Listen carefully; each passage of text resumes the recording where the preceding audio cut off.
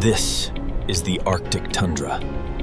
18 hours of darkness, winds that erase footprint. Temperatures here can fall past -50. Most animals flee. The Arctic wolf does not.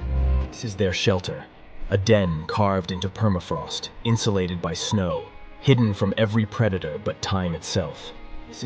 A pack can number anywhere from 6 to 20. Every member has a role. None survive alone.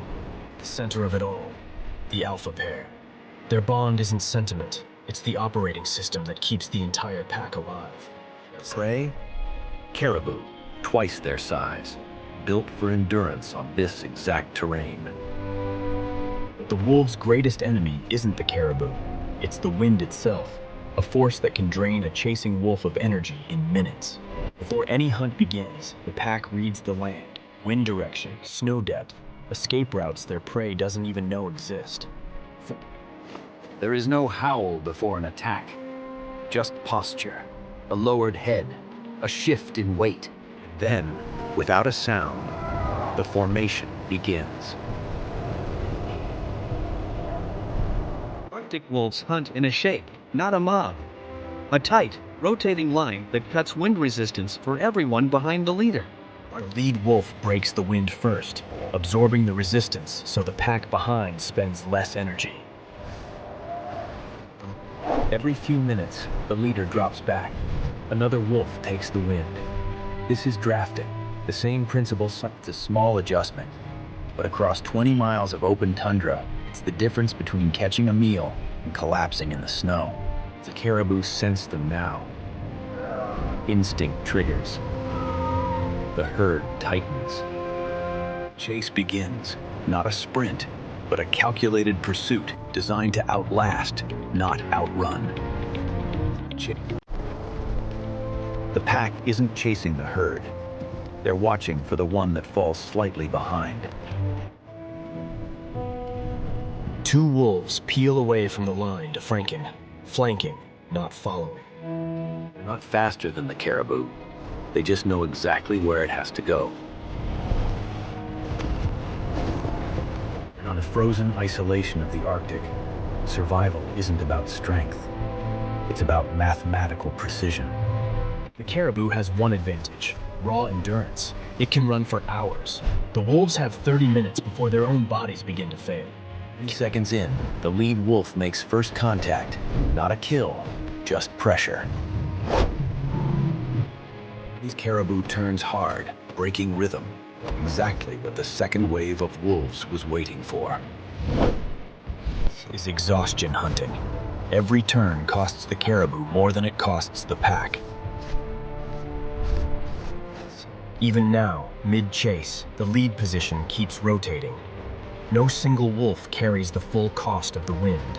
A sudden ground blizzard cuts visibility to almost nothing. For most predators, the hunt would end here. But the pack doesn't need to see each other. They've trained their whole lives to move as one, even blind. Then, in the chaos, it happens. The caribou's stride breaks. It's all the opening the pack needs.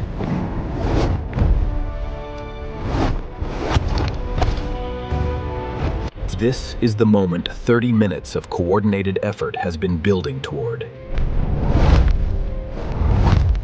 Hunt ends. Not with drama, but with quiet exhaustion on both sides. Eating follows its own hierarchy. The alpha pair eats first, not out of greed, but to stay strong enough to lead the next hunt. Miles away, pups too young to hunt wait in the den, unaware of how close their next meal came to failure. What isn't eaten is carried back, sometimes for miles, to feed the ones who couldn't be there. This is the real payoff of coordination, not the kill, but the family it sustains. As night falls, the pack rests together, a single body heat against a merciless cold. Not every hunt succeeds. Arctic wolves fail far more often than they win. Survival here is a numbers game played every single day. This drafting technique wasn't invented. It was inherited, refined across thousands of generations of trial, failure, and survival. Even their bodies are built for this. A double coat traps warm air so effectively that snow can settle on their backs without melting. Even their paws adapt, growing extra fur between the pads for grip on solid ice. Their white coat isn't just insulation. It's the perfect disguise in a world with almost no color. A single pack's territory can stretch over 1,000 square miles. Coordination isn't optional here. It's the only way to cover that much ground. By late winter, this year's pups are old enough to watch the formation from a distance, learning the geometry that will one day keep them alive. Nothing here is written down.